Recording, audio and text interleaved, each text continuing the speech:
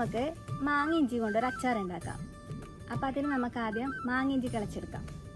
അപ്പോൾ മാങ്ങിഞ്ചി കിളച്ചെടുക്കാൻ വേണ്ടിയിട്ട് ആയുധങ്ങളൊക്കെ ആയിട്ട് നമ്മളിങ്ങനെ വളപ്പിലേക്ക് പോവേനേ.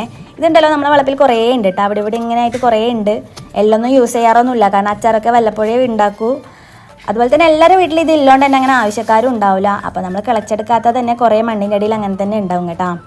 അപ്പോൾ ഒരു ചെടിയിൽ നിന്ന് എനിക്ക് കുറേ കിട്ടിയിട്ടുണ്ട്, കുറേയൊന്നും കിളക്കേണ്ടിയൊന്നും വന്നിട്ടില്ല. ഇതുണ്ടല്ലോ മഞ്ഞളും ഇഞ്ചിയൊക്കെ എങ്ങനെയാണെന്ന് അതുപോലെ തന്നെ കാണാൻ. അപ്പോൾ 1-2 വെള്ളത്തിൽ കഴുകി അതിൻ്റെ മണ്ണൊക്കെ കളഞ്ഞിട്ട് നമ്മൾ വൃത്തിയാക്കി എടുക്കുന്നുണ്ട്. അതിനുശേഷം അതിൻ്റെ തൊലി ഒന്ന് ചെത്തിക്കളയണം കേട്ടോ. എന്നിട്ട് നന്നായിട്ട് ചെറുതായിട്ട് കട്ട് ചെയ്യണം. ചോപ്പറിലിട്ട് കട്ട് ചെയ്താൽ അത്രയും നല്ലത്, കാരണം എത്രത്തോളം ചെറുതാക്കാൻ പറ്റുന്നോ അത്രത്തോളം നമ്മളെ അച്ചാർ ടേസ്റ്റ് ഉണ്ടാവും. ഇതിനൊരു ഇഞ്ചീൻ്റെ ചുവ എന്തായാലും ഉണ്ടാവുമല്ലോ. അതിനുശേഷം ഞാനിങ്ങനെ കരിവേപ്പിലൊക്കെ സെറ്റാക്കിയായിരുന്നു അച്ചാർ ഉണ്ടാക്കാൻ വേണ്ടിയിട്ട്. അച്ചാർ നമ്മൾ സാധാരണ എങ്ങനെയാണോ ഉണ്ടാക്കുന്നത് അതുപോലെ തന്നെയാണ്, വലിയ വ്യത്യാസമൊന്നുമില്ല. കടുക് പൊട്ടിച്ചിട്ട് ഉലുവ ഇട്ട് കൊടുക്കുന്നുണ്ട്, അതുപോലെ തന്നെ കുറച്ച് കരിവേപ്പിലയും കൂടി ഇട്ട് കൊടുക്കുക. അതിലേക്ക് വെളുത്തുള്ളിയും പച്ചമുളകാണ് ഇട്ട് കൊടുക്കുന്നത്. ഇഞ്ചി വേണ്ട, ഞാൻ പറഞ്ഞില്ലേ മാങ്ങിഞ്ചിക്ക് ഇഞ്ചിൻ്റെയും മാങ്ങേൻ്റെയും മിക്സ് ആയിട്ടുള്ളൊരു ഫ്ലേവറാണ്, അതുകൊണ്ട് ഇഞ്ചിയൊന്നും വേണ്ട. അതൊന്ന് മൂത്തതിന് ശേഷം ചെറുതായിട്ട് കട്ട് ചെയ്തിട്ടുള്ള മാങ്ങ ഇഞ്ചിയാണ് ഇട്ട് കൊടുക്കുന്നത്. മാങ്ങ ഇഞ്ചി നല്ലപോലെ വാടണം, എന്നാൽ മാത്രമേ ടേസ്റ്റ് ഉണ്ടാവില്ല, ഇല്ലെങ്കിൽ ഇഞ്ചിൻ്റെ ആ ഒരു ചുവ ഉണ്ടാവും.